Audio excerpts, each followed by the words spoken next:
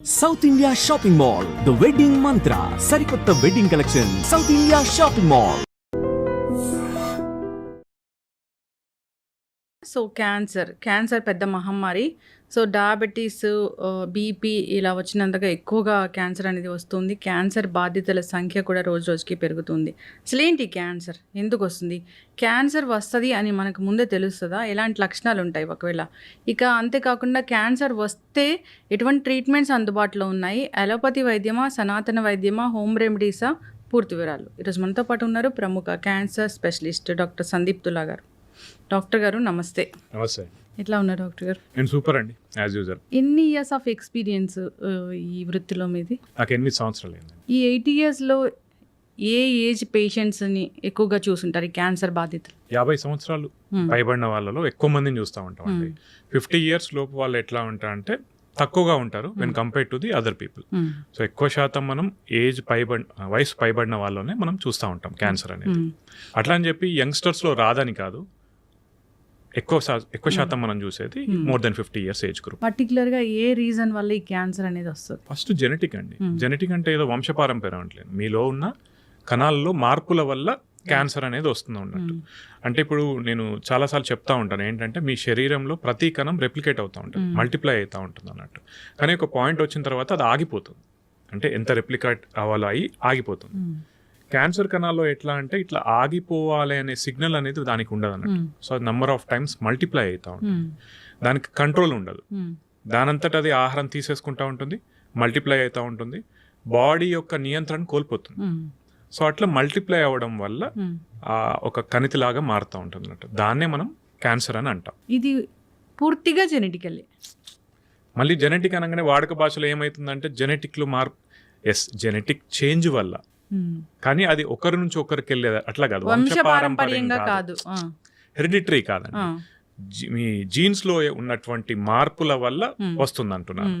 ఈ జీన్స్ లో మార్పు ఎందుకు వస్తుంది? జెనెటిక్ చేంజ్ అనేది అంటే మల్టిపుల్ రీజన్స్ ఉంటాయండి. మనము ఇప్పుడు ఎట్లా అంటే for example human papilloma virus అనే ఒక వైరస్ ఉందండి. ఆ హెచ్పివి వైరస్ యొక్క ఇన్ఫెక్షన్ వల్ల కూడా మన కణాల్లో మార్పు వస్తుంది. ఆ మార్పు రావడం వల్ల కూడా ఆ కణాలు రెప్లికేట్ అవ్వడం మొదలై కంతిలాగా మారి, ఫర్ ఎగ్జాంపుల్ గర్భాశయ ముఖద్వారం యొక్క క్యాన్సర్, సర్వైకల్ క్యాన్సర్ కావచ్చు, ఓరోఫారింజల్ అంటే గొంతు భాగంలో వచ్చే క్యాన్సర్స్ కావచ్చు, వెజైనల్ క్యాన్సర్ కావచ్చు, యానల్ కెనాల్ క్యాన్సర్ కావచ్చు. ఈ పలు రకాల క్యాన్సర్స్ ఏవైతే ఉన్నాయో for example human papilloma virus infection వల్ల వస్తుంది. ఇంకోటి మనకు గాల్ బ్లాడర్ స్టోన్స్ అని అంటారు చూసారా, గాల్ బ్లాడర్లో చిన్న చిన్న రాళ్ళు వచ్చినాయి అంటారు చూసారా. కొంతమందికి ఏంటంటే ఆ రాళ్ళు ఎక్కువ రోజులు ఉండడం వల్ల క్రానిక్ ఇరిటేషన్ కాజ్ అయ్యి అది గాల్ బ్లాడర్ క్యాన్సర్ లాగా కూడా మారచ్చు.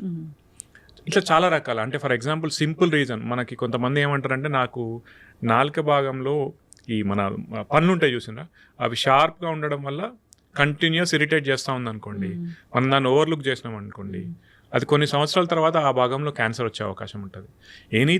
ఎనీ క్రానిక్ ఇరిటేషన్ మీకు బాడీలో ఉంటే అది క్యాన్సర్ అవ్వచ్చు, వైరల్ ఇన్ఫెక్షన్ దానివల్ల క్యాన్సర్ అవ్వచ్చు. ఇవన్నీ మన శరీరంలో ఏంటంటే ఒక మ్యూటేషన్ ట్రిగర్ చేస్తాయి, దానివల్ల మనకి క్యాన్సర్ అనేది వస్తుంది. ఓకే, ఇప్పుడు క్యాన్సర్ కణాలు అప్పుడప్పుడే స్టార్ట్ అవుతున్నాయి అన్నప్పుడు ఏమైనా లక్షణాలు కనిపిస్తాయా? లేదు, యాక్చువల్లీ అప్పుడప్పుడే స్టార్ట్ అవుతున్నా అంటే ఇప్పుడు మన శరీరంలో ప్రతి భాగానికి ఒక ఫంక్షన్ అనేది ఉంటుంది కదా, ఆ ఫంక్షన్ ఎప్పుడైతే దెబ్బతింటుందో ఓకే అప్పుడు మాత్రమే దాని లక్షణాలు కొద్దిగా బయటపడతా ఉంటాయి. ఇది ఎందుకు ఆన్సర్ చేస్తున్నానంటే చాలా మంది మాకు బ్రెయిన్ ట్యూమర్ వాళ్ళు వస్తారండి. ఫర్ ఎగ్జాంపుల్ GBM అనే ఒక కేసు ఉంది, గ్లయోబ్లాస్టమా మల్టీఫార్మ్ అయిన ఒక బ్రెయిన్ ట్యూమర్ ఉంటుంది, అది grade 4 అంటారు. వాళ్ళు చాలా మంది వచ్చి ఏమంటారంటే సార్ ఒక 3 నెలల ముందు కనుక నేను పసిగట్టేది ఉంటే, దాన్ని నేను తొలి దశలోనే పసిగట్టేది ఉంటే నాకేమన్నా బాగుండేదా అని అడుగుతారు అన్నట్టు. ఆ టైంలో మీరు యాక్చువల్లీ చూడలేరండి. ఎందుకంటున్నానంటే మీకు లక్షణాలే రాలేదు, మీరు ఎట్లా పసిగడతారు దాన్ని? కుదరదు, రైట్? సో దాని యొక్క ఫంక్షన్ ఎప్పుడైతే దెబ్బతింటుందో అప్పుడు మాత్రమే దాని యొక్క లక్షణాలు బయటపడతాయి. నేను దీనికి ఇది ఎందుకు చెప్తున్నానంటే చాలా మంది లక్షణాలు నెక్స్ట్ అడిగేది ఏంటంటే అసలు లక్షణాలు ఎట్లా ఉంటాయి, నేను ఎప్పుడు వెళ్ళాలని చెప్పి. మీకు కంట్రోల్ అవ్వని ఏ సిమ్టమ్ అయినా ఒక 2-3 వారాల ఇప్పుడు కొంతమంది నాకు చలిలో ఏడితే చలికి వెళ్ళినాము, నాకు గొంతు నొప్పి కానీ అట్లా స్టార్ట్ అవుతుంది, లేదా కొంతమంది మింగడంలో ఇబ్బంది స్టార్ట్ అవుతుంది, శ్వాస తీసుకోవడంలో ఇబ్బంది స్టార్ట్ అవుతుంది అంటారు, రైట్? చలి లేకుంటే మీకు అది నార్మల్గా ఉండిపోతుంది. ఆర్ 2-3 days కామ్గా ఉన్నారు, తగ్గిపోతుంది. That may not be cancer. అంటే మీరు ఒక కాజ్ని ఐడెంటిఫై చేయగలిగారు, ఓకేనా, అప్పుడు అది క్యాన్సర్ అవ్వకపోవచ్చు. మీరు కాజ్ని ఐడెంటిఫై చేయలేకుంటున్నారు, కానీ అటువంటి లక్షణం ఏదైతే ఉందో అది కంటిన్యూస్గా వస్తూనే ఉంది మీకు. కొంతమందికి ఏంటి అల్సర్స్ వస్తాయి, మన నోట్లో పెచ్చినట్టయితే చాలా మందికి. అదేంటి, కొన్ని రోజులకు విటమిన్ డెఫిషియన్సీ ఉన్న వాళ్ళకి కొన్ని రోజులకు తగ్గిపోతుంది. అట్లా తగ్గకుండా ఒక 2-3 వారాల కన్నా ఎక్కువ ఉంది, నొప్పి లేదు, అప్పుడు మీరు గమనించుకోవాలి, చూసుకోవాలి. నెక్స్ట్ ఇంకొంతమందికి ఏంటి, నాకు హెడేక్ వస్తుంది, టెన్షన్ వల్ల హెడేక్ వస్తుంది. టెన్షన్ వల్ల హెడేక్ అయితే అందరికీ రావాలి కదా, రైట్? మీకు అప్పుడప్పుడు ఓన్లీ 1-sided వస్తుంది, మెయిన్గా ఫీమేల్స్కి కొంతమంది సింగిల్ సైడ్ వస్తుంది, అది మైగ్రేన్ అయి ఉండొచ్చు. కానీ మీకు ఆ ఇంటెన్సిటీలో డిఫరెన్స్ తెలిసిపోతుందండి. అంటే ఎప్పుడు వచ్చే తలనొప్పిలా కాకుండా కొంచెం డిఫరెంట్గా మీకు అనిపిస్తుంది, తల తిరగడం మొదలవుతుంది ఎక్కువగా, వెళ్ళి చూయించుకోండి. నెక్స్ట్, మీకు మింగడంలో ఎటువంటి ఇబ్బంది లేదు, ఎప్పుడన్నా ఇన్ఫెక్షన్ వచ్చినప్పుడు అది రావచ్చు. అట్లా కాకుండా కంటిన్యూస్గా మీరు ఫస్ట్ ఫుడ్ తీసుకునేటప్పుడు నాకు కొద్ది ఇక్కడ ఆగినట్టు అవుతుంది అనిపిస్తుంది అనుకోండి, వెళ్ళి చూయించుకుంటే మంచిది. ఇక్కడ యాక్చువల్లీ వెళ్ళి చూయించుకుంటే మంచిది. అంటే ప్రతి లక్షణంలో ఏమవుతుందంటే, ఫర్ ఎగ్జాంపుల్ ఎవరైనా హెడేక్ అని వచ్చారు నా దగ్గరికి, వాళ్ళకు రెండు చేశాను నేను. ఒకటి MRI రాశాను, ఒకటి ఏమవ్వదు అని పంపించాను. క్లినికల్గా మీరు కొన్నిటిని ఐడెంటిఫై చేయలేరండి. నేను ఏమీ లేదని పంపించిన వాళ్ళకి నెక్స్ట్ మళ్ళీ MRI చేస్తే క్యాన్సర్ అని వచ్చింది అనుకుందాం, వాళ్ళు తిడతారు నన్ను. MRI రాసిన వాళ్ళకి ఏం లేదన్నాను అనుకోండి, వీడు నాకు అనవసరంగా టెస్ట్ రాసిందని వీళ్ళు తిడతారు. అనవసరంగా టెస్ట్ రాసినట్లు అవ్వదు కదా, ఉందో లేదో అన్న భయం పోతుంది కదా. అదే, సో మన వాళ్ళకి ఎట్లా ఫీలింగ్ ఉందంటే అనవసరంగా టెస్ట్ రాస్తారని మర్చిపోతారు. అంటే ప్రాబ్లంతో మన దగ్గరకు వచ్చినప్పుడేమో సార్ మీరు ఏది చెప్పినా చేస్తాము అన్నప్పుడు ప్రతి ఒక్కరు ప్రతి దానిలో డబ్బులు సంపాదించుకోవాలని ఏమి ఉండదండి మనకి. ఎందుకంటే ఒక పేషెంట్కి మంచిగా ఒక పేషెంట్ మౌత్ ఆఫ్ వర్డ్తో చెప్తేనే మాకు మళ్ళీ వస్తారు కదా. సో ప్రతి ఒక్కరికి ఒక పేషెంట్ నుంచి డబ్బులు సంపాదించేసుకోవాలని ఏమి ఉండదు. మాకెట్లా ఉంటుంది, వాళ్ళు అప్పుడు చెప్పిన ప్రాబ్లం బట్టి మనకి ఇంపార్టెంట్ అనుకుంటే ఆ టెస్ట్ రాస్తాం, ఓకేనా. కానీ ఆ ప్రాబ్లం లేదు మీకేం కాదు అని చెప్పిన వ్యక్తి నెక్స్ట్ ఒక దగ్గరికి వెళ్ళి మాట్లాడేటప్పుడు, మెయిన్గా మా మంచిర్యాల మా కరీంనగర్ ఏరియాలో ఎట్లుంటుందంటే, అరే ఈయన దగ్గర పోయినరా అనవసరంగా 5,000 టెస్టులు రాసిండ్రా అంటారు, ఓకేనా. అప్పుడు ఆయన కాన్వర్జేషన్లో అది అనవసరం అయిపోతుంది. కానీ డాక్టర్ దగ్గరికి వచ్చినప్పుడేమో మీరు ఏది చెప్పినా కూడా చేస్తాం సార్ అంటారు. సో ఇది ఆల్వేస్ ఏ డిస్కషన్ అన్నట్టు మాకు పేషెంట్స్కి మధ్యలో, లేదా డిఫరెంట్ ఫోరమ్స్లో కూడా. ఎస్, ఖచ్చితంగా డాక్టర్ గారు ఇప్పుడు ఈ క్యాన్సర్ లక్షణాలు అంటే మీరు చెప్పినట్లు అవి డిఫరెంట్ ముందుగా తెలియవు, ఏదైనా కొంచెం మనకి తగ్గినట్లుగా, సో ఇది నార్మల్గా లేదు అనిపిస్తే మాత్రం ఒకసారి డాక్టర్ దగ్గరికి వెళ్ళడం మంచిది. ఒకవేళ మీకు పీరియడ్స్ ఆగిపోయినాయి ఎవరికైనా కూడా, మళ్ళీ తర్వాత బ్లీడింగ్ స్టార్ట్ అయింది ఎప్పుడైనా కూడా, చుక్క బ్లీడ్ పడ్డా కూడా వెళ్ళి చూయించుకోవాలి. Menopause, post menopausal females mainly, తెల్లబట్ట అయినా కూడా, వైట్ డిశ్చార్జ్ అని, ఇవి 2 లక్షణాలు ఎందుకు ఇంపార్టెంట్గా నేను చెప్తున్నానంటే చాలా మంది ఇది చెప్పుకోరండి ఇప్పటికీ. స్టిల్ ఈవెన్ ఎడ్యుకేటెడ్ ఫీమేల్స్ కూడా, ఇప్పుడు హైదరాబాద్ పెరిఫెరీస్లో ఉన్న వాళ్ళు కాదండి, హైదరాబాద్లో ఉన్న వాళ్ళు కూడా చాలా మంది ఒక 3-4 months తర్వాత వస్తారు. ఎందుకమ్మా అంటే వాళ్ళు ఇప్పటికీ మనం డిస్కస్ చేయరు కదా ఇంట్లో, నాకు పీరియడ్స్ వస్తుంది, మళ్ళీ బ్లీడ్ అవుతుంది, లేదా వైట్ డిశ్చార్జ్ అవుతుంది, అదొక షై ఫీలింగ్ ఉండిపోతుంది. సో నేను చెప్పేది ఏంటంటే, పోస్ట్ మెనోపాసల్ ఫీమేల్స్ ఎవరైనా కూడా ఒకవేళ బ్లీడింగ్ అవుతుంది మనకి, డెఫినెట్లీ చూయించుకోండి. వైట్ డిశ్చార్జ్ అవుతుంది, డెఫినెట్లీ చూయించుకోండి. లేదా ప్రీమెనోపాసల్ అంటే మనకు పీరియడ్స్ రెగ్యులర్గా వస్తున్నాయి, అవి ఇర్రెగ్యులర్ అయినా కూడా డెఫినెట్లీ చూయించుకోవాలి మీరు. ఇవి ఈ ఇర్రెగ్యులర్ పీరియడ్స్ కానీ, హెవీ బ్లీడింగ్ కానీ కొన్ని టిప్స్ అనేవి ఉంటాయి, హోమ్ రెమెడీస్ అనేవి ఉంటాయి, అవి పాటించవచ్చా? హోమ్ రెమెడీస్ పాటించవచ్చండి. I'm never against home remedies. But ఎవరు చెప్పారా హోమ్ రెమెడీస్ వల్ల తగ్గుతాయని చెప్పి? అదొకటి గమనించుకోవాలి. అండ్ హోమ్ రెమెడీస్ పాటించే వాళ్ళకి నేను ఒక్కటే చెప్తానండి, ఎన్ని రోజులు పాటించాలనేది ఫిక్స్ చేసుకోండి. నేను ఒక 2 వారాలు చూస్తాను, నాకు ఇది తగ్గకుంటే ఓకే 2 weeks చూసుకో.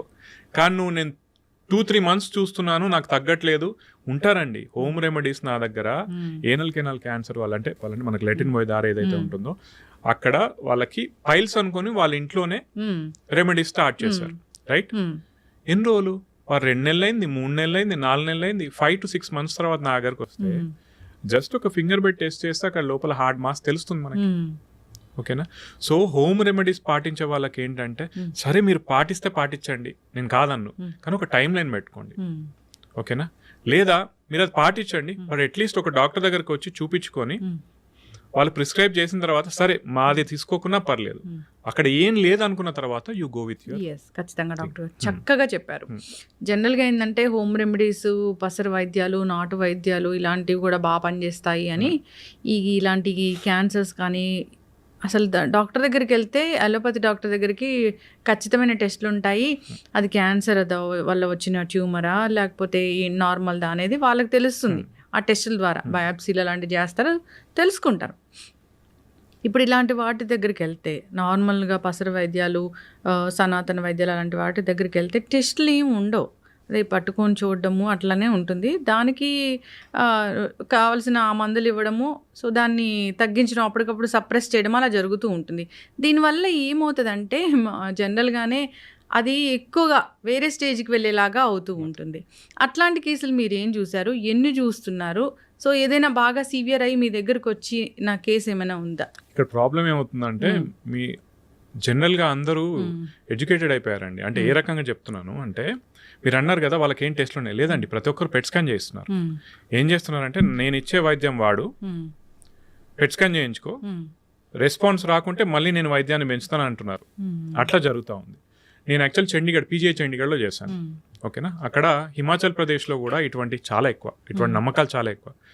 కాకపోతే అటు సైడ్ పసరమందు వాళ్ళతో నాకు ప్రాబ్లం ఎక్కువ ఎందుకు ఉండకపోయేదంటే, వాళ్ళు అట్లీస్ట్ ఏం చెప్పేటోళ్ళు అంటే, మీరు అది కూడా వాడండి, నాది కూడా వాడి చూడండి, రెండు కలిపి చూడండి అంటే, అక్కడ మేము ఎక్కువ అపోజ్ చేసేవాళ్ళం కాదు. ఎందుకంటే ఇట్స్ యువర్ బిలీఫ్. కానీ పసరు మందు వల్ల కొన్ని వాడడం వల్ల లివర్ పాడైన సందర్భాలు ఉంటాయి.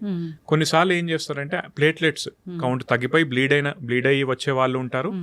కొన్నిసార్లు కొంతమంది ఏం చేస్తారు, వాళ్ళు చెప్పినా కూడా వీళ్ళు మా దగ్గరకు వచ్చి మెడిసిన్స్ ఏం తీసుకోరు పేషెంట్స్, దిల్ జస్ట్ కంటిన్యూ ఆ పసరు మందులు కావచ్చు ఏదైనా అది కంటిన్యూ చేస్తారు, డిజీజ్ ప్రోగ్రెస్ అవుతుంది. ప్రోగ్రెస్ మన దగ్గరకు వచ్చినప్పుడు మనం ఏం చేయలేం. అయితే ఇందులో 2 types ఆఫ్ పేషెంట్స్, అంటే మాకు బాధ ఎక్కువ ఎప్పుడు అనిపిస్తుందో నేను చెప్తానండి. మనిషికి ఏంటి ఒక ఆశ, ఇప్పుడు టర్మినల్ ఇల్ పేషెంట్స్ వచ్చారు స్టేజ్ 4. స్టేజ్ 4 అంటే మీరు గుర్తుపెట్టుకోవాల్సిన ఏంటి మేడం, ఒకప్పుడు స్టేజ్ 4 వేరు, ఇప్పుడు స్టేజ్ 4 వేరు. అంటే ఏ రకంగా చెప్తున్నానంటే, సపోజ్ ఒక బ్రెస్ట్ క్యాన్సర్ వాళ్ళు ఉన్నారు, ఊపిరితిత్తులకు కానీ బోన్కి కానీ ఒకటే చోటకు వెళ్ళింది అనుకోండి, టెక్నికలీ స్టేజ్ 4. ఒకప్పుడు దానికి మనం ఏం చేసేవాళ్ళం కాదు. ఇప్పుడు ఏంటంటే టార్గెటెడ్గా మనం దానికి ట్రీట్మెంట్ చేయగలుగుతున్నాం, రైట్?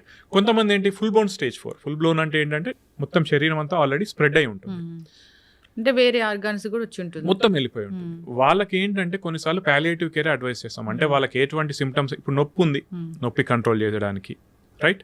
వాంతులు అవుతున్నాయి, వాంతులు తగ్గేందుకు, ఓకేనా? ఇటువంటి చెప్పడం తప్పితే యాక్టివ్ ట్రీట్మెంట్ ఏం చేయం. అటువంటి వాళ్ళని తీసుకుపోయి మీరు పసరు మందులో లేదా ఎవిడెన్స్ లేనటువంటి మందులో ఏవో ఇస్తున్నారు, మీ ఆశ కొద్దీ మీరు ఇస్తున్నారు, దాంట్లో తప్పు లేదండి. ఇప్పుడు నేనున్నా కూడా ఫ్యామిలీ మెంబర్ పొజిషన్లో సరే ఏదో కొద్దిగా ఆశ ఉంటుంది కదా అని చెప్పి దానిలో ఎటువంటి తప్పు లేదు, తీసుకెళ్ళండి. కొంతమంది ఏం చేస్తున్నారంటే cases, early cases, for example నా దగ్గర ఒక పేషెంట్ ఉన్నారు, నాందేడ్ నుంచి ఉన్నారు, టంగ్ క్యాన్సర్ ముందు భాగంలో వచ్చింది, ఆయనకు ఆపరేషన్ చేస్తే సరిపోయేది, చిన్నగా ఉన్నప్పుడు వచ్చాడు, ఇక్కడ మా దగ్గరకు వచ్చాడు, ఓకే ఆపరేషన్ చెయ్యాలి అన్నాం, వెళ్ళిపోయాడు. 6 నెలల తర్వాత వచ్చాడు. 6 నెలల నుంచి వాళ్ళ లోకల్లో ఆయుర్వేదిక్ డాక్టర్ దగ్గర మందులు తీసుకుంటాం, పెరిగింది. ఇప్పుడు ఇనాపరబుల్ స్టేజ్ 4. టంగ్లో ఏంటంటే ఇనాపరబుల్ అయిపోయి కింది భాగాలకు పోయి వేరే భాగాలకు వెళ్ళకున్నా కూడా దాన్ని స్టేజ్ 4 అని కన్సిడర్ చేసుకుంటాం. ఇప్పుడు దానికి ఏం చేస్తాం? అయితే డాక్టర్ గారు ఇక్కడ ఇంకోటి ఉంది, ఈ మీ దగ్గర రాగానే మందులు అవన్నీ చాలా కాస్ట్లీ ఉంటాయి, టెస్ట్లు అన్నీ రాస్తారు, అన్నీ చాలా డబ్బులతో కూడుకున్న పని. సరే అందరూ ఎఫర్ట్ చేయలేరు కదా, వెళ్ళి ఆయుర్వేదాలు చెట్ల మందులు అనేసరికి అవి మీ అంత మరీ అంత ఎక్కువ కాస్ట్ కూడా ఉండవు అని ఆ విధంగా కూడా వెళ్తూ ఉన్న పరిస్థితి. ఎందుకంటే వైద్యం చాలా ఎక్కువ కాస్ట్ అయిపోయింది. ఇక్కడ నేను చెప్పేది ఏంటంటే మీరు ఇంకోటి గమనించాలి, మీరు కాస్ట్ ఎక్కడ ఉంటుంది? ప్రైవేట్ హాస్పిటల్స్లో. మరి మనకు క్యాన్సర్కి సంబంధించినటువంటి గవర్నమెంట్ హాస్పిటల్స్ కూడా ఉన్నాయిగా, అక్కడ ఫ్రీగా అయిపోతుంది కదా, మరి అక్కడికి వెళ్ళొచ్చు కదా. ఇంకొకటి ఏంటంటే కాస్ట్ బెనిఫిట్, మీరు ఎంత డబ్బు పెడితే ఎంత బెనిఫిట్ వస్తుందని చూసుకోవాలండి. మీరు డబ్బు పెట్టలేని పక్షంలో ఏంటి, మనకు గవర్నమెంట్ హాస్పిటల్స్ ఉన్నాయి, గవర్నమెంట్ స్కీమ్స్ ఉన్నాయి, అది వాడుకోవచ్చు కదా. ఒకవైపు ఏమో మీకు ఎవిడెన్స్ బేస్డ్ మెడిసిన్ ఉంది, ఇంకో వైపు ఏమో ఏం లేదు, ఎవిడెన్సే లేదు ఇంకోవైపు, అయినా కూడా మనం అక్కడికే వెళ్తున్నాం. దానివల్ల ఉపయోగం ఏంటి? ఎవిడెన్స్ బేస్డ్ వైద్యమే, కానీ ఒక్కొక్కసారి దీనిలో కూడా తగ్గని కేసెస్లు ఉంటాయి. డెఫినెట్లీ ఉంటాయండి. ఇంకొక ఇప్పుడు చాలా మంది ఏం చేస్తారంటే మీ కీమోథెరపీ వల్ల తగ్గదు, రేడియేషన్ వల్ల తగ్గదు, సర్జరీ వల్ల తగ్గదు అంటే మేమే చెప్తున్నాం అన్నీ తగ్గవు. Stage wise, site wise, cancer బట్టి ఉంటుంది ట్రీట్మెంట్. కానీ నేను బ్లాంకెట్ స్టేట్మెంట్ మిగతా వాళ్ళలాగా ఇవ్వలేను కదా. ఒకటి మీరు తగ్గని కేసు పట్టుకొని, ఓకేనా, పర్సంటేజ్ చూసుకోవాలండి. ఇక్కడ ఏం చేస్తున్నారంటే, ఇక్కడ నేను చాలామంది ఒక మాట అంటాను. ఇప్పుడు సపోజ్ ఒక వ్యక్తి ఇక్కడ ఉన్నాడు, నేను బర్రెవరా అన్నాను అనుకోండి. సపోజ్ నువ్వు గాడిదవి లేకుంటే బర్రెవి అన్నాను, రైట్? ఆయన గాడిదనా బర్రెనా ప్రూవ్ చేయాల్సిన బాధ్యత నాది, కానీ ఆయన మీద లేదు, రైట్? అర్థమవుతుందా? ఇప్పుడు ఈ టైప్ ఆఫ్ డిస్కషన్ చేసే వాళ్ళు ఏమంటారంటే, నీకు కీమోథెరపీ పని చేయదు, అది నువ్వు ఇచ్చే ట్రీట్మెంట్ ఏం పని చేస్తుందో ఫస్ట్ దాని ఎఫికసీ మాట్లాడాలండి. అర్థమవుతుందా? ఏ స్టడీ చూసి నేను ఈ ఫలానా స్టడీలో ఇట్లా ఉంది అని చెప్పి దీనివల్ల ఇది నేను ఇవ్వడం వల్ల నీకు ట్రీట్మెంట్ అవుతుంది అని ఒకటి చెప్పారనుకోండి, రైట్? దాన్ని ఫాలో అవ్వాలి. కానీ వీళ్ళు ఎంతసేపు వీళ్ళ టాక్టిక్స్ ఏముంటాయంటే, మీరు అన్నట్టే డాక్టర్స్ డబ్బులు తీసుకుంటారు, హాస్పిటల్స్ ఖర్చు అవుతుంది, నేను ఫ్రీ, అక్కడ ఏం ఫ్రీ ఉండదు. సరే, ఫ్రీ అన్న మాట కూడా పెడదాం. మీరు చూసుకోవాల్సింది ఖర్చు కాదండి, ఫస్ట్ ఎఫికసీ చూసుకోండి. ఒకటి. ఇంకొకటి, నేను ఒక ఆయుర్వేదిక్ సీనియర్ ప్రొఫెసర్ ఒక ఆయన మెసేజ్ పెట్టారు, మీరు మాట్లాడేది చాలా తప్పుగా ఉంటుంది అని చెప్పి. నాకు బాధ అనిపించింది. ఇప్పుడు ఆయుర్వేదం మీద గౌరవం ఉందండి. నేను చాలాసార్లు చెప్తాను, నాకు ఆయుర్వేదం మీద గౌరవం ఉంది. గౌరవం వేరు, ఫ్యాక్ట్స్ వేరు, రైట్? మీరు ఆయుర్వేదిక్ ట్రీట్మెంట్ ఏదైతే ఉందో మనకు చాలా సంవత్సరాల నుంచి ఉంది మన దగ్గర అంటే దాన్ని ఇంప్రూవైజ్ చేయాలి కదా. మరి నా మీద లేదే ఆ బాధ్యత, నాది కాదు ఆ బాధ్యత. మీరు ప్రొఫెసర్స్, మీరు ఎప్పటి నుంచో ఉన్నవాళ్ళు, దాని మీద స్టడీస్ చేయొచ్చు కదా. ఒకవేళ మీకు గనక ఫండింగ్ లేదు అనుకుంటే మీరు గవర్నమెంట్ నుంచి ఫండింగ్ తెచ్చుకోవాలి, రైట్? మరి నా బాధ్యత కాదు కదా. మీరు ఎటువంటి స్టడీ చేయకుండా, ఏం చేయకుండా ఆయుర్వేదిక్ క్యాన్సర్లో పనిచేస్తుంది, ఓన్లీ ఆయుర్వేదిక్ క్యాన్సర్లో పనిచేస్తుంది, ఇంకొక ఆయన ఓన్లీ డైట్ క్యాన్సర్లో పనిచేస్తుంది, పని చేయవండి. అంటే జనరల్గా డైట్ చెప్తారు కదా డాక్టర్ గారు, మిల్లెట్స్ తినాలి, షుగర్ తినకూడదు, ఇది డైటే కదా. కాదండి, మీకు ఇక్కడ పాయింట్ ఒకటి హైలైట్ పాయింట్ చెప్పాలా. డైట్ని ఎవ్వరు వ్యతిరేకం కాదు, కానీ డైట్ వల్ల ఇప్పుడు నేను మిమ్మల్ని అడుగుతాను అనుకోండి, మేడం మీరు ఓన్లీ డైట్ చేస్తే క్యాన్సర్ క్యూర్ అవుతుంది అని అంటున్నారు, మీరు నమ్ముతారా? నమ్మరు, రైట్? అది నేను చెప్పేది. డైట్ అనేది ఇంపార్టెంట్. డైట్ అంటే మీరు ప్రాపర్ డైట్ తీసుకోవాలి, దానికి ఎవరు వ్యతిరేకం కాదండి. కానీ నేను ఓన్లీ డైట్తో క్యూర్ చేస్తా, పాసిబుల్ కాదు. ఆయుర్వేదంతో నేను క్యూర్ చేస్తా, పాసిబుల్ అవ్వదు. అట్లీస్ట్ నాకు స్టడీస్ లేవండి, ఓకేనా? ఇంకొకటి, వీళ్ళు జనరల్ మెంటాలిటీ ఏం చేస్తారంటే, క్యాన్సర్ కణాలు గ్లూకోజ్ ఎక్కువగా యూజ్ చేస్తాయి కాబట్టి మనం వీళ్ళకి గనక గ్లూకోజ్ని తక్కువ చేస్తే, వీళ్ళకి ఎనర్జీ వెళ్ళేది తక్కువ చేస్తే గనక మనం క్యాన్సర్ని అరిగట్టచ్చు. ఎట్లా అరిగడతావు? ఒకటి. రెండోది, నీకు ఓన్లీ క్యాన్సర్ కణాలైనా గ్లూకోజ్ యూజ్ చేసుకునేది, మిగతా బాడీ కణాలు కూడా యూజ్ చేసుకుంటాయి, మరి వాటి సంగతి ఏంటి? అవి డెడ్ అయితే వాటికి కూడా కదా. ఇంకొకటి, మీరేంటంటే ప్రపంచంలో వీళ్ళకన్నా మేధావులందరూ కూడా స్టడీస్ కోర్ట్ ఏవైతే ఉన్నాయో వాళ్ళన్నింటినీ వీళ్ళు షేర్ చేస్తారు గ్రూప్స్లలో, డిఫరెంట్ గ్రూప్స్లో. కానీ అక్కడ గమనించాల్సింది ఏంటంటే, ప్రపంచంలో ఉన్న ఏ సైంటిస్ట్ కూడా మోడర్న్ మెడిసిన్ వాడకుండా ఓన్లీ డైట్తో క్యూర్ చేస్తా అని అన్నారు. మన దగ్గర ఉన్న మేధావులు మాత్రమే అంటారు. ఆయుర్వేదిక్ ఏదైతే ఉందో, వీళ్ళు ఆయుర్వేదిక్, మళ్ళీ చెప్తున్నాను, డిఫరెంట్ ఫోరమ్స్లో మాట్లాడుతున్నాం కాబట్టి చెప్తున్నాను అండి, ఆయుర్వేదిక్ ఎవరు వ్యతిరేకం కాదండి. కాకపోతే వాళ్ళు ఇంకా స్టడీస్ చేయాల్సిన అవసరం ఉంది. గవర్నమెంట్ ఇప్పుడు ఆయుష్ మినిస్ట్రీ ఉంది, ఆయుష్ మినిస్ట్రీ నుంచి బడ్జెట్ తీసుకోవాల్సిన అవసరం ఎవరిది? మీది. మరి మీరు చేయకుండా ఇప్పుడు already existing evidence based medicine ఏదైతే ఉందో దాన్ని కౌంటర్ చేస్తాను అంటే ఇది వ్యాపారం తప్పితే ఇంకేం కాదు. అవును, ఇది ఎవిడెన్స్ బేస్డ్ మెడిసిన్, ఇది అందరూ ఆమోదించిన వైద్యం. అవునండి, అలోపతి బ్రతికిస్తారు ప్రాణాలు. సరే, దగ్గు, జలుబు, జ్వరాలు, చిన్న చిన్న వాటికంటే ఇంట్లో ఉన్న హోమ్ రెమెడీస్ అవి అయితే ఓకే, ఎంతవరకు బాగానే పనిచేస్తాయి. అయితే డాక్టర్ గారు, జనరల్గానే ఇప్పుడు మీరు అన్నట్లుగా హ్యూమన్ ప్యాపిలోమా వైరస్ వల్ల సర్వైకల్ క్యాన్సర్ వస్తుంది, థ్రోట్ క్యాన్సర్ కూడా దానివల్లే వస్తా. థ్రోట్ అంటే మనకి యాక్చువల్లీ జనరల్ వాడుక భాషలో చెప్తున్నాను నేను. థ్రోట్ అంటే ఇక్కడ చాలా భాగాలు ఉంటాయి, ఓరోఫారింగ్స్ అని ఉంటుంది అన్నట్టు, దానికి రిస్క్ ఉంటుంది. గొంతు భాగంలో అనుకోండి రిస్క్ ఉంటుంది. ఓకే, ఇప్పుడు దానికోసం వ్యాక్సిన్ ఉంది కదా? Definitely, yeah. అట్లా ఇంకా ఏ క్యాన్సర్స్ కి వ్యాక్సిన్ ఉంది? మెయిన్ గా మనం వాడేది ఓన్లీ హెచ్పివి అండి. ఎందుకంటే ఇక్కడ మనం ఐడెంటిఫై చేయగలిగాం more than 90% of the cancers of cervix, oropharynx, ఇవి రిలేటెడ్ టు హెచ్పివి అని మనం ఐడెంటిఫై చేయగలిగాం కాబట్టి దానికి అగేన్స్ట్ గా మనం వ్యాక్సిన్ తయారు చేసుకోగలిగాం. అట్లనే హెపటోసెల్లార్ కార్సినోమా, లివర్ క్యాన్సర్ ఉంటుంది చూసారా, మోస్ట్ ఆఫ్ ద క్యాన్సర్స్, చాలా రకాల క్యాన్సర్స్ ఏవైతే లివర్కి సంబంధించినవి ఉంటాయో అవి హెపటైటిస్ వల్ల వస్తాయి. సో హెపటైటిస్ వ్యాక్సిన్ వేసుకున్నా కూడా దాని నుంచి మనం ప్రొటెక్ట్ చేసుకోవచ్చు. ఓకే. ప్రోస్టేట్కి సంబంధించినటువంటి కూడా ఒక వ్యాక్సిన్ వస్తుంది కానీ ఇంకా అందుబాటులో రాలేదు.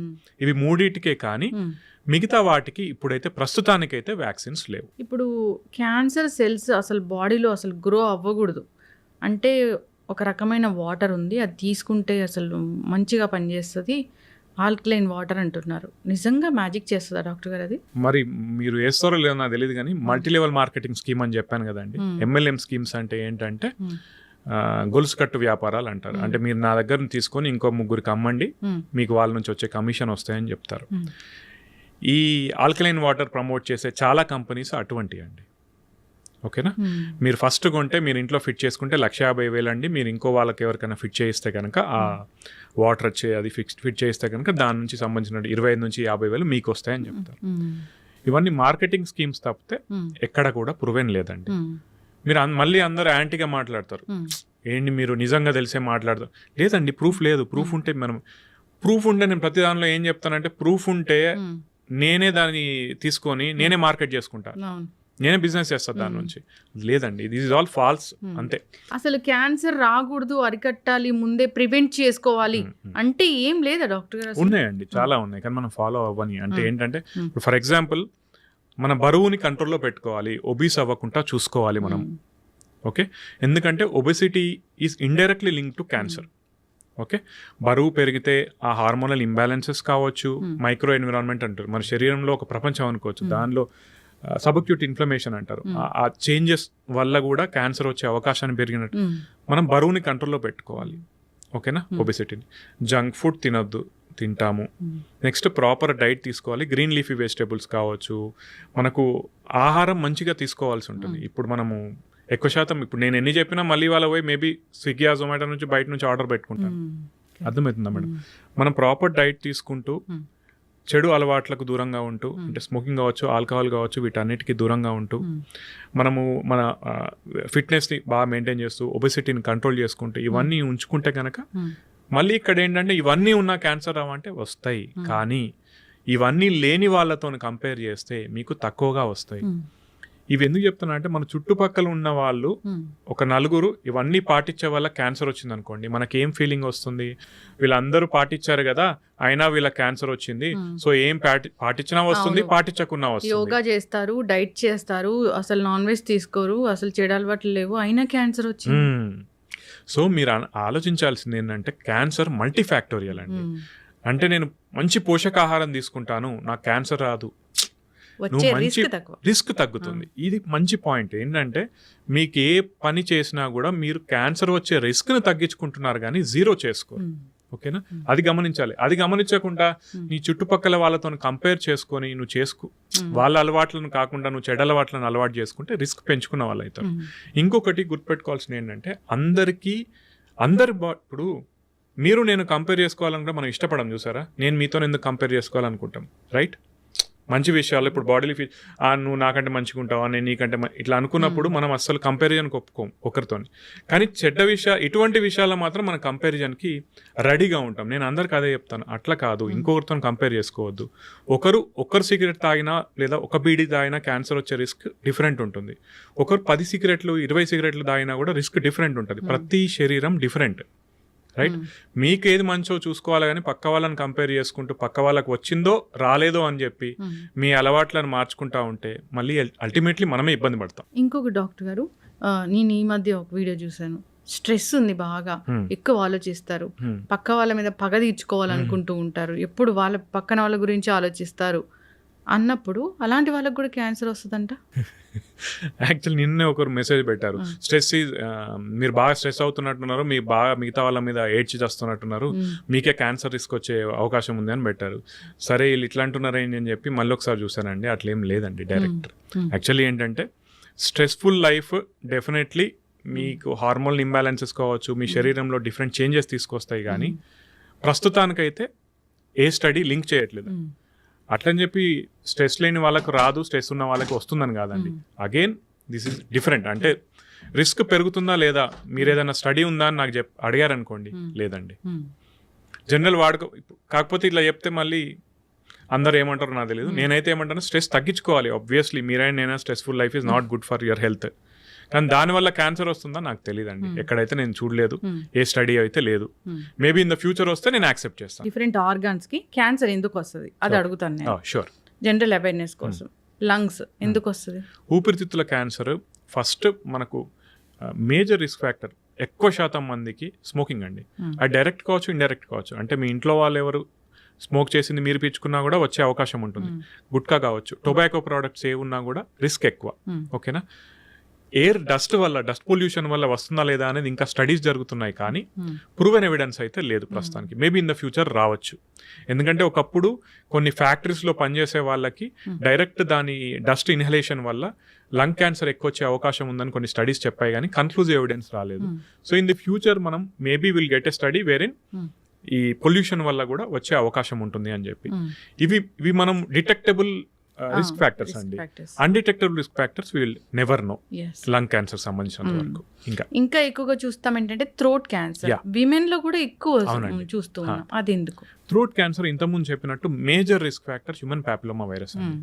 సో నేను అందరికీ ఏం చెప్తున్నా అంటే, ఈ మధ్యకాలంలో ఒకవేళ 9 నుంచి 15 సంవత్సరాల ఆడపిల్లలు మీ ఇంట్లో ఉంటే కనుక, మగవాళ్ళు కూడా ఉంటే కనుక పిల్లలకి హెచ్పివి వ్యాక్సిన్ వేయించేసేయండి.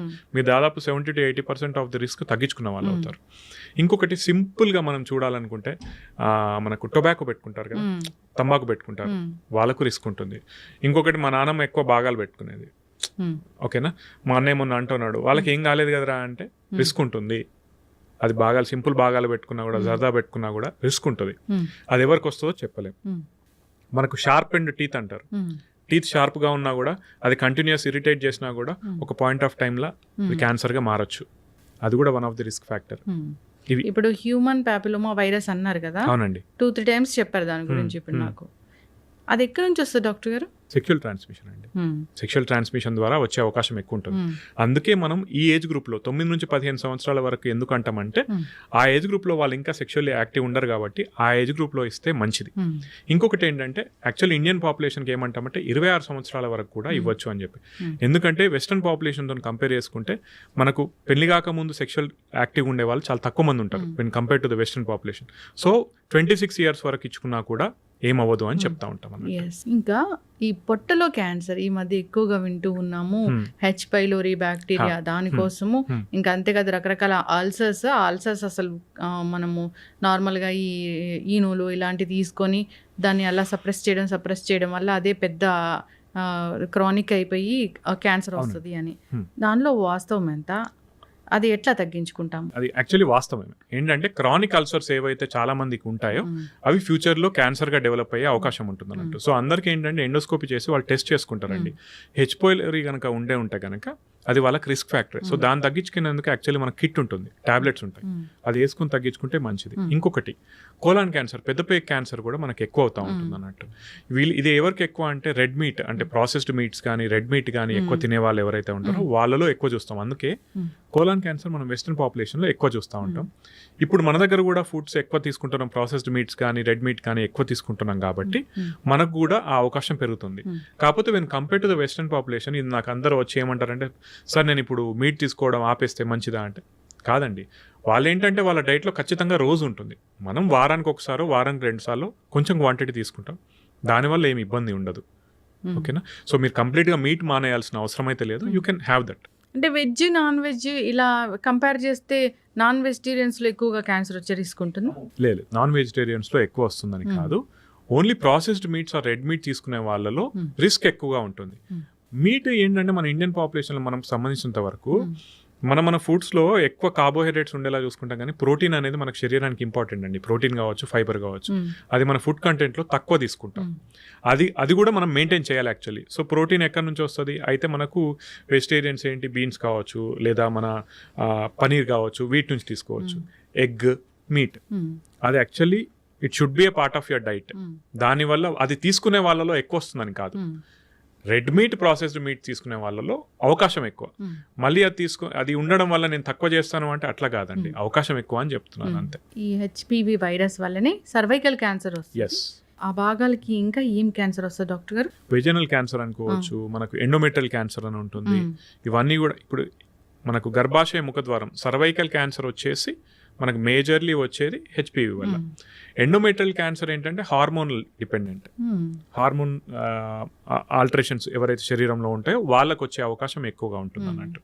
అది కూడా ఈ మధ్యలో ఎక్కువ చూస్తున్నాం. యాక్చువల్లీ సర్వైకల్ క్యాన్సర్ ఇన్సిడెన్స్ అనేది తగ్గింది, ఎండోమెట్రియల్ క్యాన్సర్ అనేది చాలా వరకు పెరిగింది. ఇంకా స్ట్రెస్ రకరకాల అదే అన్నాను కదా, సో దాని వల్ల కూడా రిలేషన్ అయి ఉండొచ్చు. ఇంకోటి ఏంటంటే మన ఇప్పుడు మెనోపాసల్ ఏజ్ గ్రూప్ అంటారు కదా, అంటే 45 సంవత్సరాలు వచ్చిన వాళ్ళు ఎవరైతే ఉంటారో చాలా మందికి పీరియడ్స్ తగ్గిపోతాయి, ఆగిపోతాయి. ఒకప్పుడు ఇండియన్ పాపులేషన్ 45 వరకు ఉంది. ఇప్పుడు ఏంటంటే అది పెరుగుతా ఉంది, అంటే 50-55 వరకు కూడా నార్మల్ వస్తూ ఉంది. ఇదేంటంటే this is related to healthy diet as well as healthy life style. దాని యొక్క ప్రభావం ఏంటంటే మీ శరీరం ఎక్కువగా ఈస్ట్రోజన్ హార్మోన్ కి మీకు ఎక్కువ రోజులు మీ శరీరంలో అది ప్రొడ్యూస్ అవుతా ఉంది. That is a risk factor for endometrial and ovarian cancer. So అది కూడా దానివల్ల కూడా మనకి క్యాన్సర్ వచ్చే అవకాశం పెరుగుతూ ఉంటుంది. ఓకే, ఎస్ డాక్టర్ గారు, ఇందాక మీరు చెప్పారు యానల్ క్యాన్సర్ అనేది, అది ఎందుకు వస్తుంది? అది కూడా చాలా మట్టుకు రిలేటెడ్ టు అగైన్ హెచ్పివి అదొకటి. నెక్స్ట్ ఇంకొకటి ఏంటంటే పైల్స్ ఉన్న వాళ్ళకి కూడా ఆ రిస్క్ అనేది కొంచెం ఎక్కువగా ఉంటుంది. క్రానిక్ ఇరిటేషన్ ఉన్న ఏదైనా కూడా, అంటే కోతికి పుండు పట్టినట్టు అంటారు, ఐడియా ఉందా? కోతికి చిన్న పుండు పడితే గీస్తూ ఉంటుంది, పెద్దగా అవుతా ఉంటుంది అన్న చూసారా.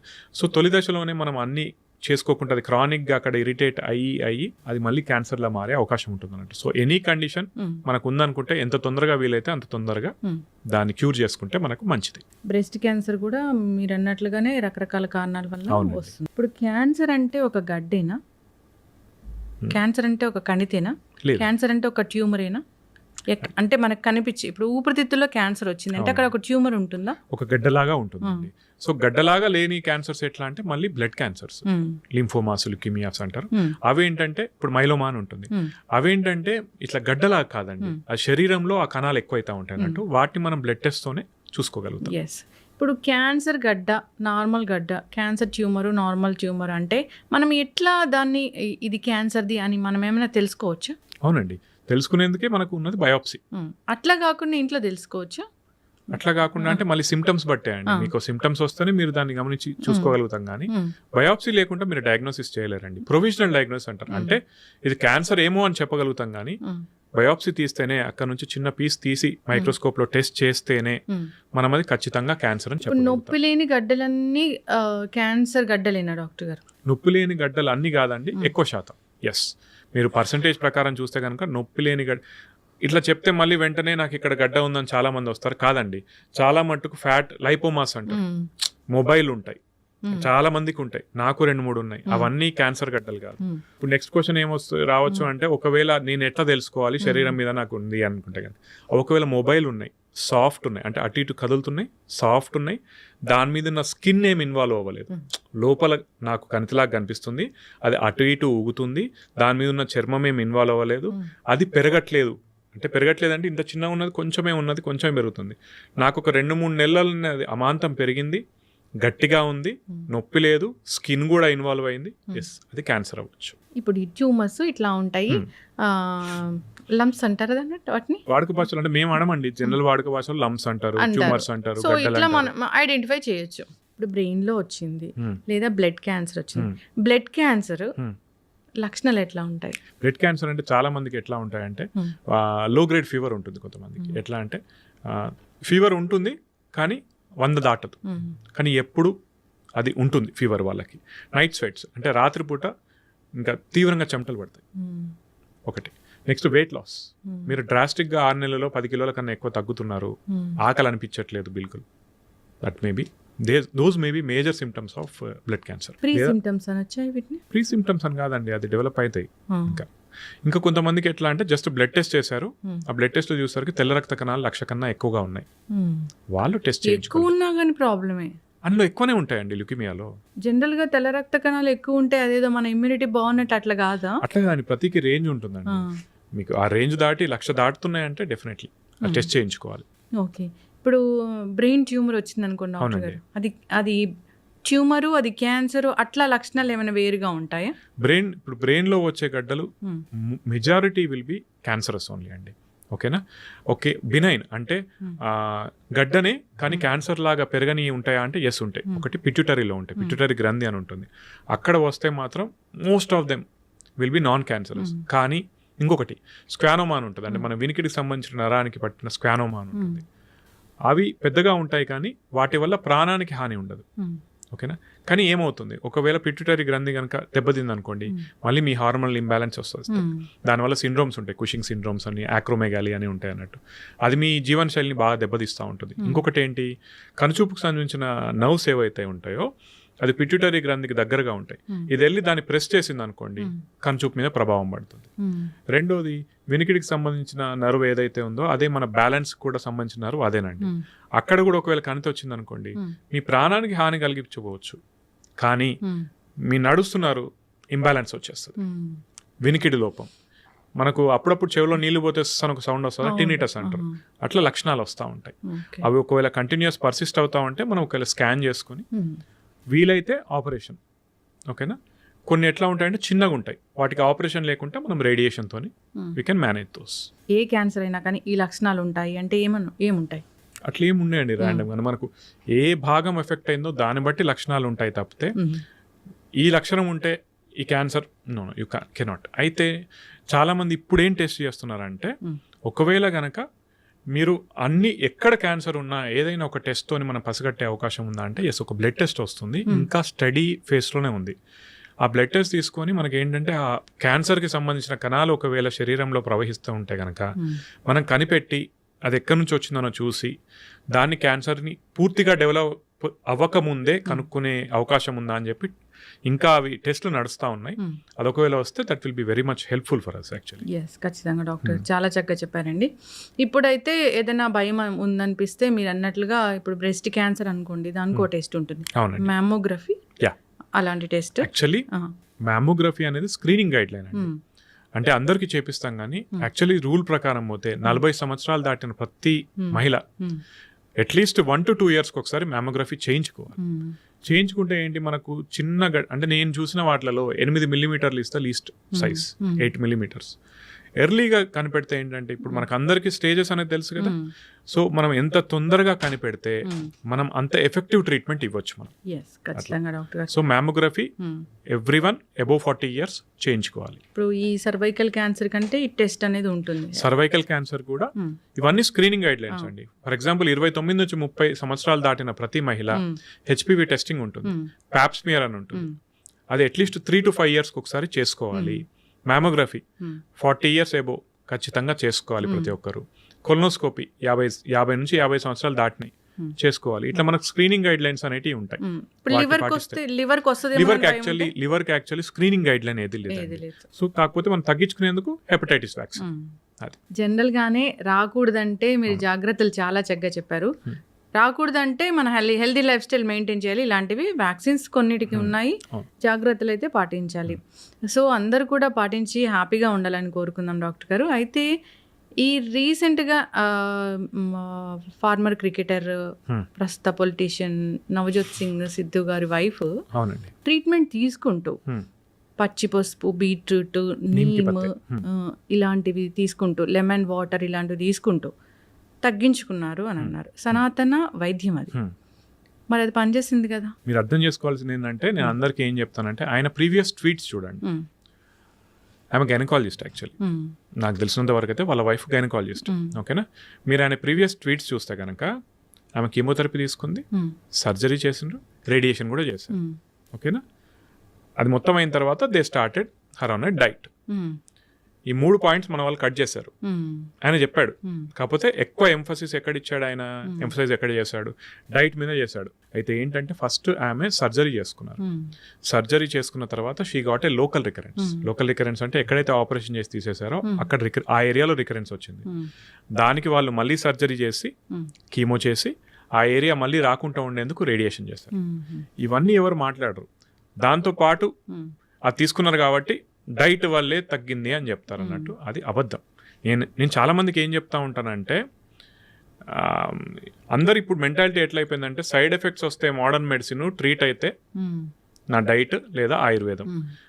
మీరు సరే తీసుకోండి కానీ మోడర్న్ మెడిసిన్ పాటించకుండా నేను దాంతోనే తగ్గించుకుంటా అంటే అది మూర్ఖత్వం అవుతుంది. ఇప్పుడు సైడ్ ఎఫెక్ట్స్ అనేవి ఖచ్చితంగా ఉంటాయి కదా డాక్టర్ గారు, ఏ టాబ్లెట్ కైనా ఉంటాయి, ఏ ట్రీట్మెంట్ కైనా ఉంటాయి, కానీ క్యాన్సర్ లో అయితే మరీ ఎక్కువగా ఉంటాయి. అవునండి. ఇప్పుడు కీమో తీసుకున్న వాళ్ళందరికీ జుట్టు రాలిపోతూ ఉంటుంది, చాలా సన్నగా అయిపోతూ ఉంటారు. ఇంకా రేడియేషన్ అలాంటివి చూస్తే చాలా పెద్ద పెద్ద స్కార్స్ ఉంటాయి కదా డాక్టర్. కాదండి, ఇప్పుడు కీమోథెరపీకి కూడా జుట్టు రాలిపోవడం ఎస్.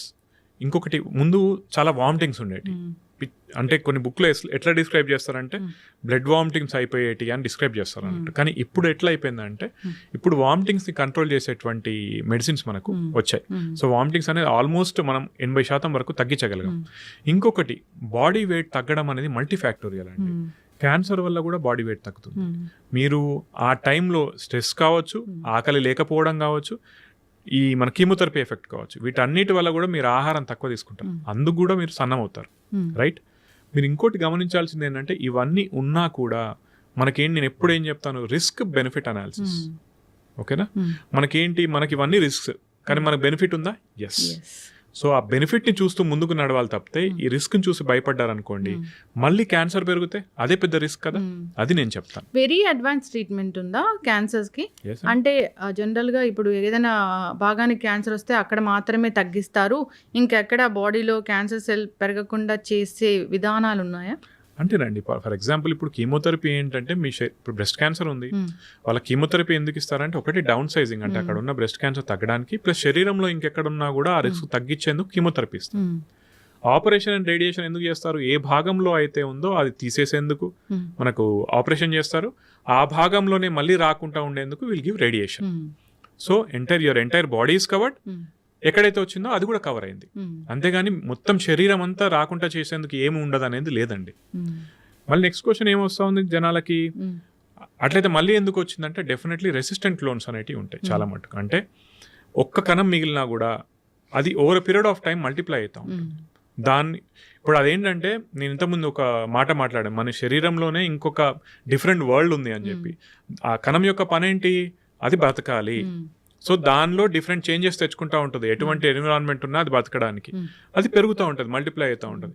అప్పుడు మనం దాన్ని ఐడెంటిఫై చేసి దానికి టార్గెటెడ్గా ఏ కీమోథెరపీ పనిచేస్తుందో దాన్ని ఇస్తాం.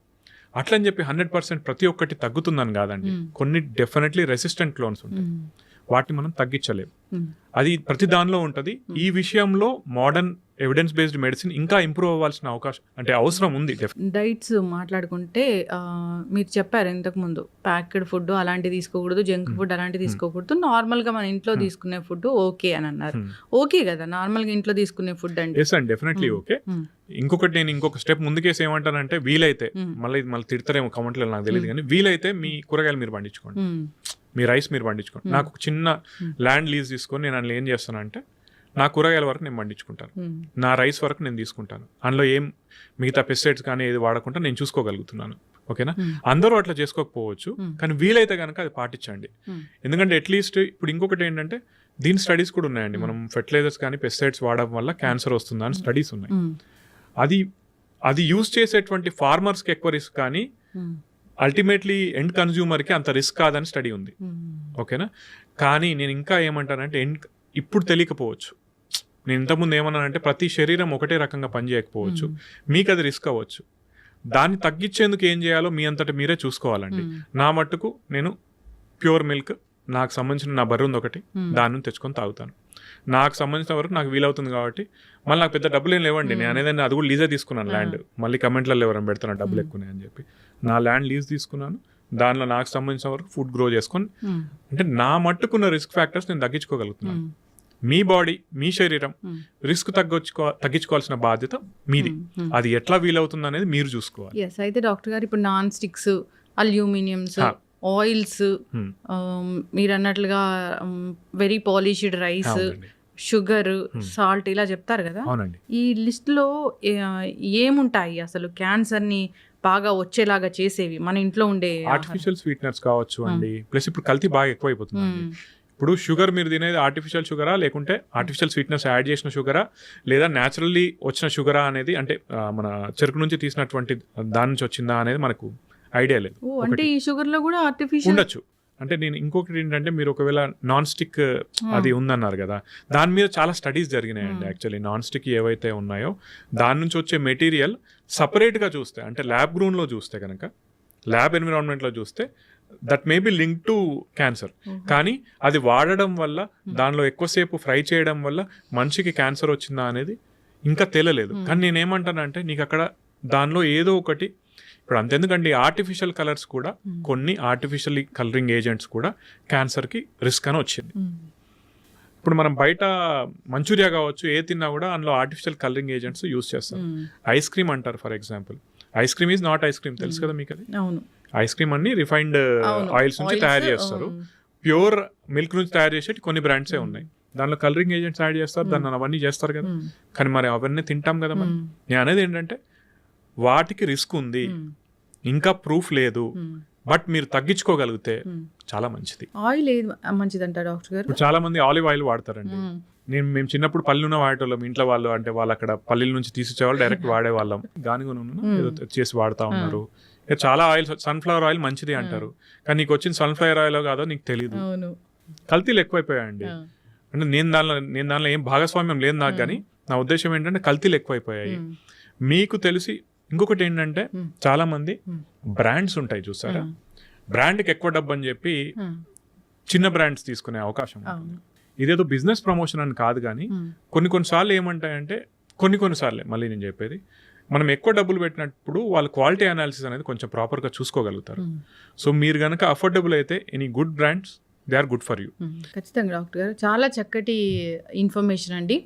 మన జీవన విధానం ఎలా ఉండాలి, క్యాన్సర్ రాకుండా ఎలాంటి జాగ్రత్తలు తీసుకోవాలి, ఎలాంటి ఆహార నియమాలు పాటించాలి, వస్తుందని ఎలా తెలుస్తుంది, లక్షణాలు ఏముంటాయి, మనము వదిలేస్తే అది ఎక్కువగా పెద్ద క్యాన్సర్ అయ్యే అవకాశం ఉంటుంది, వేరే స్టేజ్కి వెళ్ళే అవకాశం ఉంటుంది, ట్రీట్మెంట్స్ ఏమున్నాయి, మనం ఏం తప్పులు చేస్తున్నాం ట్రీట్మెంట్స్లో కూడా. సో చాలా చక్కగా చెప్పారు డాక్టర్ గారు. ఈ పాడ్కాస్ట్ సిరీస్ అనేది కంటిన్యూ చేద్దాం క్యాన్సర్ గురించి. జనరల్గా నాకు ఇంకా చాలా క్వశ్చన్స్ ఉన్నాయి. షూర్ అండి. మిత్స్ ఏంటి, ఫ్యాక్ట్స్ ఏంటి, ఇలాంటివి కంటిన్యూ చేద్దాం డాక్టర్ గారు. చాలా చక్కటి ఇన్ఫర్మేషన్ అండి. ధన్యవాదాలు. థ్యాంక్ యూ సో మచ్ అండి.